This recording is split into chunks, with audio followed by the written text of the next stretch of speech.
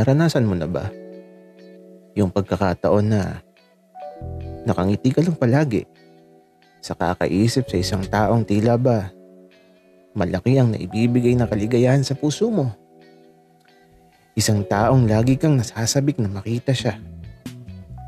Isang taong kahit sa panaginip mo, siya ang lagi mong nakikita.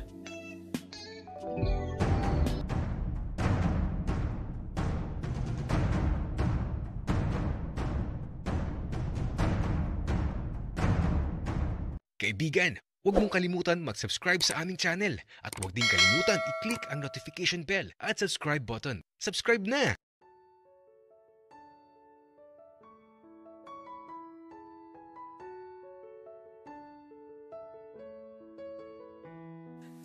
Napakalamig ng panahon. Grabe. Kapag ganitong maulan, ay mas gusto ko lang talagang nasa loob ng silid ko habang ginagamit ang mga laruan ko. Medyo kakaiba kasi ang tama ng malamig na panahon sa akin. Laging nagagalit ang alaga ko. Hindi ko alam kung anong oras kami makakauwi ng anak ko. Kaya sana tumigil ng pagbuhos ng malakas na ulan. Kumakain nga lang kami ng hapunan sa mga oras na to sa bahay ng kaibigan ng anak ko. Nakakahiya man, pero mas nakakahiyang tumanggi kasi nakahain na. At mukhang mabait naman ang papa nitong si Arturo. Mas matanda siya sa akin ng halos 10 taon. At dahil malamig ang panahon, nagagalit talaga at di ko mapigilan. Ang iksi pa naman ng suot ko, kaya itinago ko na lang sa may ilalim ng lamesa para walang makakita. Kaya lang, may nahulog si Arturo at nampulutin niya sa ilalim. Sigurado akong nakita niya ang hindi niya dapat makita. Pero patay mali siya na lang ako. Kunwari, di ko alam anong nangyayari. Dumagdag pa kasi talaga yung pagiging cute ni Arturo. Kapag nakikita ko siya, nagkakasala ang isipan ko. Kasi naman, pumapasok siya sa imahinasyon ko.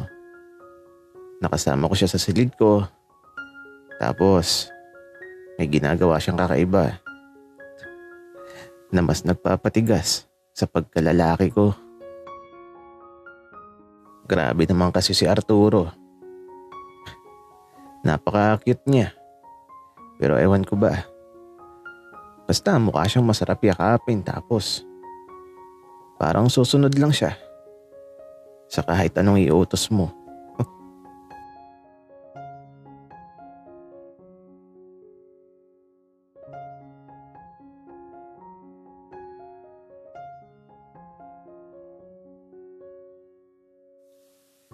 Mukhang di titigil ang malakas na ulan. Pero, okay lang. Masaya nga yun eh. Kasi dito na kami tutulog ni Papa.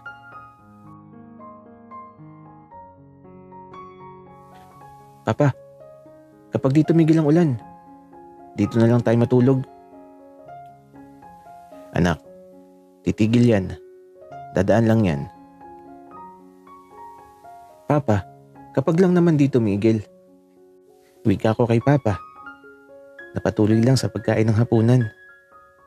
Mukhang nasarapan siya sa niluto ni Arturo. Anak, kumain ka muna bago ka makipag-usap. Lalamig ang sabaw ng bulanglang. Tama si Papa. Masarap yung sabaw ng bulanglang. Mga gulay kasi yung kinakain namin na parang inilaga lang tapos lasang medyo maanghang. Kaya eto, masarap higupin ng sabaw. Ganadong ganado si Papa sa pagkain eh. Kung sa bagay, madalas kasi sa bahay ni Papa, mga dilata ang pagkain. Arturo, ang sarap mong magluto ah. Pwede ka nang mag-asawa. Wika ni Papa kay Arturo. Ngumiti lang si Arturo at di sumagot. Pero kakaiba yung mga ngiti ni Arturo. Bakit ganun? Yung mga ngiti niya? Kakaiba eh. Parang may mali. Kapag ngumingiti kasi si Arturo, madalas na nakatingin siya sa taong hiningitian niya. Kaya lang, bakit nakatungo siya ngayon? Napapaisip tuloy ako kung bakit. Pero masarap naman talaga yung niluto niya. Ang sarap ng okra. At yung iba pang gulay na nasa bulang lang. Kung di nyo alam kung ano yung bulang lang, ito po yung pinakuluan ng mga gulay na nilagyan ng bawang, paminta, okra, talong, sitaw, malunggay, at iba pa. Basta, pwede pong ang kahit anong gulay. Arturo, minsan ipagluto mo ako ng ganito sa bahay ko. Ang sarap eh. Turuan mo ako. Wika ni Papa kay Arturo. Sige po. Sagot naman ni Arturo.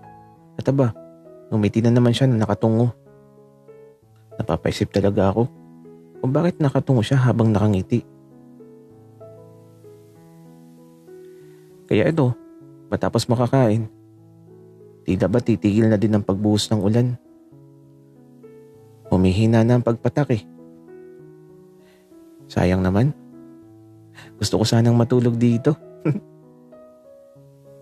Kaya ito, nasa sala lang kami. Nanonood ng balita habang si Arturo ayun, nasa kusina. Naguhugas ng mga kinainan.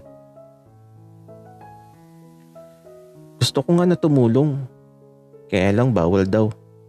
Kasi di pa daw ako nakakatulog sa bahay nila. Ganun daw kasi yun. Dapat matulog ka muna bago ka maghugas at maglinis sa ibang bahay.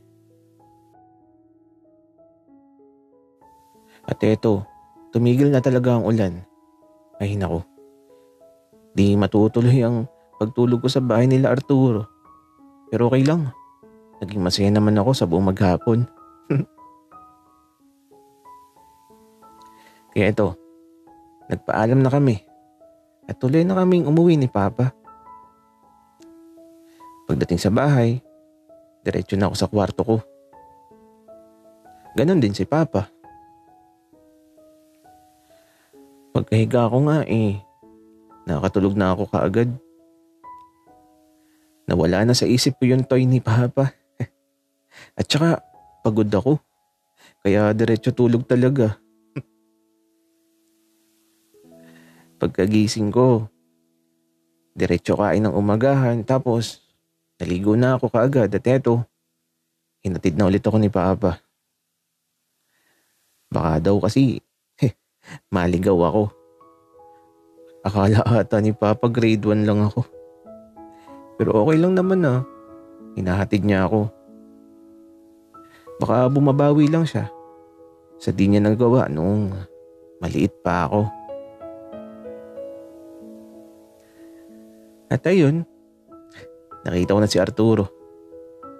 Nakaupo doon sa may pasilyo na tila ba naghihintay na sa akin.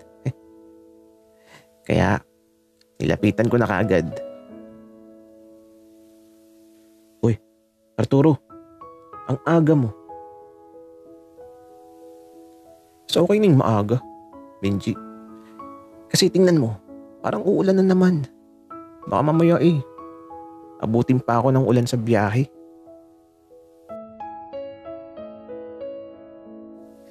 Oo nga parang uulan na naman Arturo.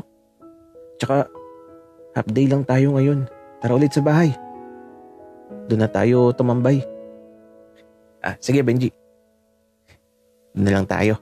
Pero teka, nagamit mo na ba yung toy? Hindi pa nga Arturo. Mamaya gamitin natin. Gusto mo? Benji, ah, eh, ayoko. Arturo, kunwari ka pa eh. Susubukan lang naman natin. Benji, alam mo, ibalik mo na yun. Baka hinahanap na yun ng papa mo. Oo na, babalik ko na. Wika ko kay Arturo. Pero, di ko naman talaga ibabalik.